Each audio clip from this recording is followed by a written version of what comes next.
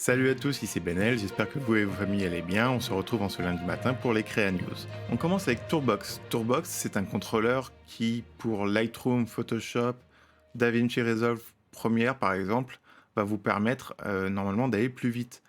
C'est quelque chose qui était en Kickstarter en septembre 2019 et qui maintenant est vendu par Ican. Ça vaut 169 $, donc à peu près 200 € une fois que ça sera en France. Et c'est un truc en plastique qui est assez petit, qui se branche en USB-C, dont les boutons ont l'air d'assez bonne qualité, mais sans l'avoir sous la main, c'est difficile à juger. Il n'y a pas l'air d'avoir de ventouse, ce qui est un peu gênant parce que ce genre de truc-là peut bouger, je pense. Vous avez un bouton sur le côté, quelques boutons sur la droite de l'objet, vous avez un pad, une molette, une roue basse et un dial. Vous pourrez bien sûr customiser en mettant tous les raccourcis que vous voudrez dessus. Ça devrait marcher avec à peu près tout, DaVinci Resolve, Premiere, FCPX, Lightroom, Photoshop, etc. Avec des pré-réglages bien sûr faits par l'éditeur. Je ne sais pas si c'est quelque chose qui pourrait vous intéresser. Je pense que pour quelqu'un qui fait beaucoup de retouches, ça peut être sympa. Pour l'editing, à voir, parce que les raccourcis clavier sont vraiment nécessaires quand on fait de l'editing, donc je ne sais pas si les quelques boutons qu'il y a seraient suffisants pour faire ça. Ça a l'air d'être assez petit pour pouvoir être emporté avec vous, donc si vous êtes habitué à l'objet, ça peut être pas mal pour avec un PC portable faire de l'editing ou de la peinture ou de la retouche en déplacement. DxO Photolab, qui est un logiciel de développement RAW, qui n'a pas fait beaucoup parler de lui depuis un petit moment, fait sa mise à jour 3.2 et amène quelques améliorations comme un masque qui est renommable sur Windows. Vous avez aussi une ligne qui permet de voir mieux ce que vous allez détourer et remplacer.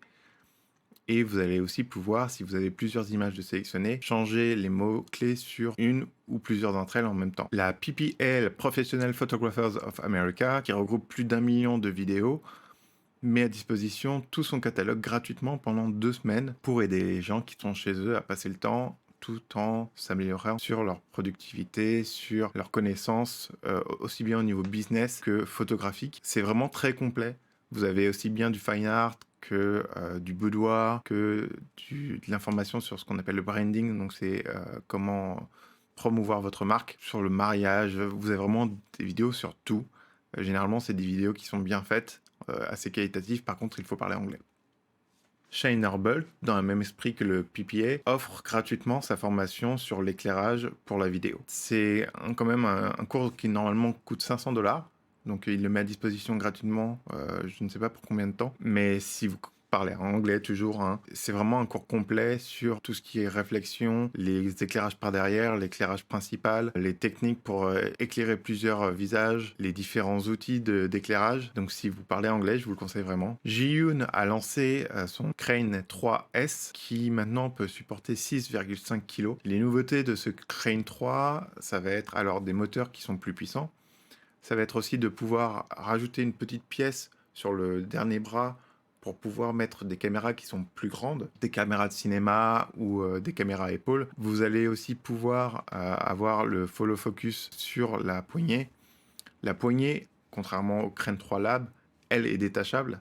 Donc vous pouvez l'enlever si vous avez envie d'avoir quelque chose de plus compact. Et il sera compatible avec des outils professionnels de stabilisation, par exemple sur un hélicoptère ou sur une voiture. Il y aura aussi une batterie qui permettra d'allonger de 12 heures à 18 heures le temps de tournage. Vous allez aussi pouvoir contrôler à distance le gimbal grâce avec un moniteur et un contrôleur externe qui vous permettra de faire suivre au mouvement de votre main et de votre écran le mouvement du gimbal. Les différents prix, ça sera 769 € pour la version très basique, sans la poignée intelligente.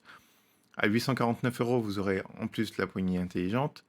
Non, intelligente, c'est celle qui avait les commandes en fait. À 1300 €, vous aurez le pack complet avec le contrôleur externe, la poignée intelligente et le pack de transmission ainsi qu'un support pour smartphone. Voilà, c'est tout pour les news de la semaine. La vidéo que je vous conseille cette semaine, c'est la vidéo de Gerald Lundon où il fait une vidéo un peu comique où il vous parle avec d'autres youtubeurs de comment utiliser votre matériel photo et vidéo pour rester en forme. Comme vous pouvez le voir, il y a beaucoup de youtubeurs célèbres qui ont accepté de se prêter au challenge et la vidéo est très drôle, elle dure 13 minutes, je vous la recommande vivement. C'est tout pour aujourd'hui, on se retrouve dans la semaine pour une nouvelle vidéo et d'ici là, amusez-vous à créer. Ciao!